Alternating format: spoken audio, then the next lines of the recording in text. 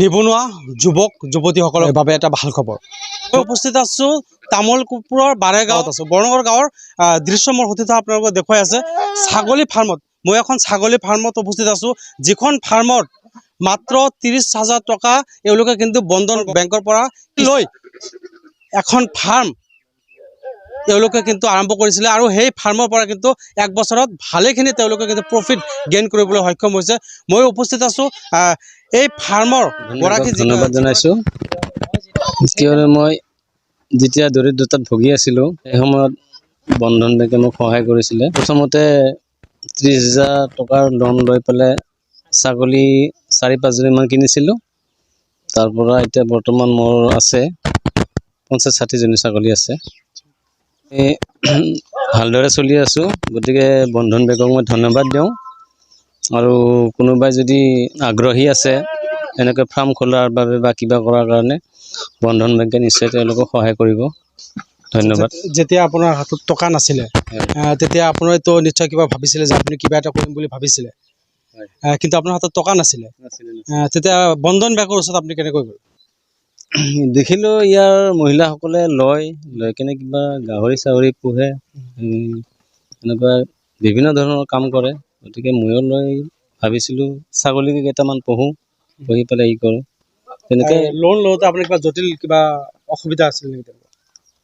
বন্ধন বেংকত নাই একো অসুবিধা হোৱা নাই। তেওঁলোকৰ কি কাগজ দিছিলে?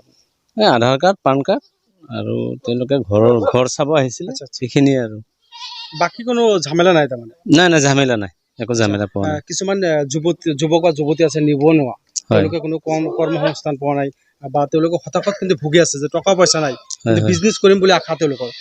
তেওঁলোকক কি ক'ব আছিলে? সাহস কৰিব লাগিব। তেওঁলোকে সাহস কৰি বেংকলৈ গ'লেতো বহুত অসুবিধাৰ সন্মুখীন হওঁ। গতিকে বন্ধন বেংকত সিমান এটা অসুবিধা নাই, এইখিনিয়ে আৰু ভাল লাগে লৈ পেলাই। কি নাম আপোনাৰ? মোৰ নাম শ্ৰী মহেশ ডেকা। আপোনাৰ এই জাগা এই ঠাইখনৰ নাম? তামোলপুৰ।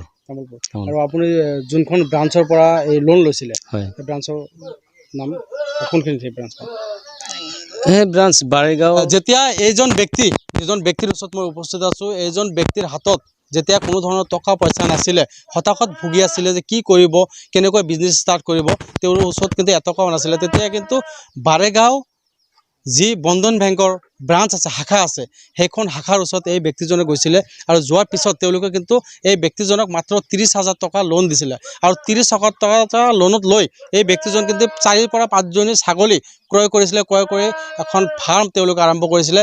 আজি কিন্তু সেই বন্ধন বেংকৰ 30,000 টকাৰ পৰা কিন্তু আজি এই ব্যক্তিজনৰ 50-ৰ পৰা 60জনী ছাগলী কিন্তু ইতিমধ্যে হৈ গ'ল। আৰু কমচে কম এক বছৰত তেওঁ কিন্তু 2.5 পৰা 3 লাখ টকা উপাৰ্জন কৰিবলৈ সক্ষম হ'লে। আৰু এইটো সম্ভৱ হৈছে বাৰেগাঁও বন্ধন বেংকৰ যি শাখা আছে। যুৱতী হওক বা নিবনুৱা কোনো ব্যক্তিয়ে হওক, যে আপোনাৰ হাতত টকা নাই, আপোনাৰ বিজনেছ কৰাৰ ইচ্ছা আছে, মন আছে, তেতিয়াহ'লে নিশ্চয় বন্ধন বেংক বাৰেগাঁৱৰ যি শাখা আছে এইখন শাখাত আপোনালোকে যোগাযোগ কৰক। যোগাযোগ কৰি তাতে কিন্তু আপোনাৰ লোনৰ কাৰণে কিন্তু ইমান ডকুমেণ্টছ নালাগে। আপুনি যে গৈছিল, কিমান দিন ঘূৰিছিল লোনৰ কাৰণে? নাই, বেছি দিন ঘূৰা নাই। আচ্ছা, জমা দিছোঁ, বাছ হৈছে আৰু। মানে জমা দিছে, হৈ গ'ল? কিছুদিন লাগিছে, নে 15-20 দিনমান লাগিছে আৰু। আপুনি উপযুক্ত ডকুমেণ্টছ কি কাগজ লাগিছিল বুলি ক'লে?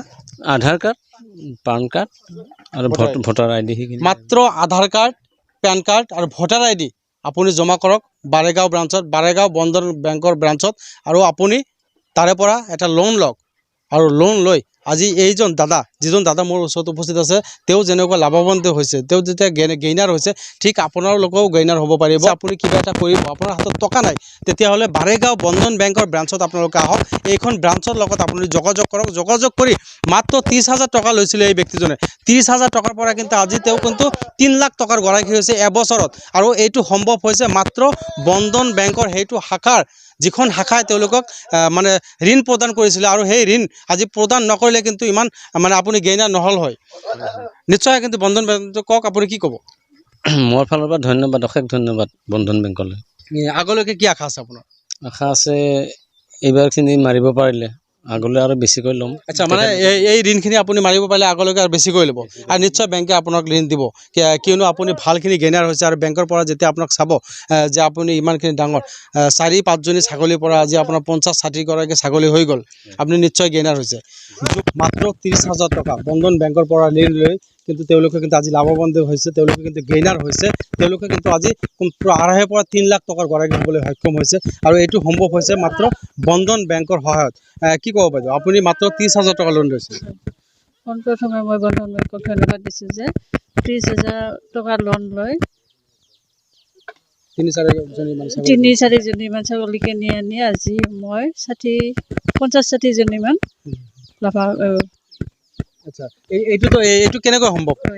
বন্ধন বেংকৰ ঋণৰ পৰা বন্ধন বেংকক যে আপোনালোকে ইমান সহায় কৰিলে, কেনেকুৱা লাগে? ধন্যবাদ দিছোঁ যে বন্ধন বেংকত কোনো অসুবিধা নাই। কোনো অসুবিধা নাই। অসুবিধা আপুনি নাই। লোন লওঁতে কিমান দিন লাগিছিল? এসপ্তাহৰ ভিতৰত এসপ্তাহৰ ভিতৰত লোন হৈ গৈছে। হৈ গৈছে। আৰু কাগজ পাতি কি দিছিলে? Aadhaar card, PAN card, voter ID। মাত্ৰ 3খন কাগজ দিলে আপোনাৰ লোন হৈ গ'ল। হৈ গ'ল। এতিয়া কিছুমান যুৱক বা যুৱতীসকল আছে, তেওঁলোকৰ হাতত পইচা নাই, কিন্তু পইচা নাই। তেওঁলোকে আগবাঢ়ি আহক বন্ধন বেংকলৈ। বন্ধন বেংকৰ ঋণ লৈ কিনে আমাৰ দৰে যেনেকৈ আমি লাভান্বিত হৈছোঁ, সেনেকৈ তেখেতসকলেও লাভান্বিত হওক। কি নাম আপোনাৰ? মোৰ চাৰু দাস। আপোনাৰ গিৰিয়েকৰ নাম হাজবেণ্ডৰ? মহেশ ডেকা। মহেশ ডেকা। আৰু আপোনাৰ এই গাঁৱৰ নাম কি? তামোলপুৰ। তামোলপুৰ। হয়।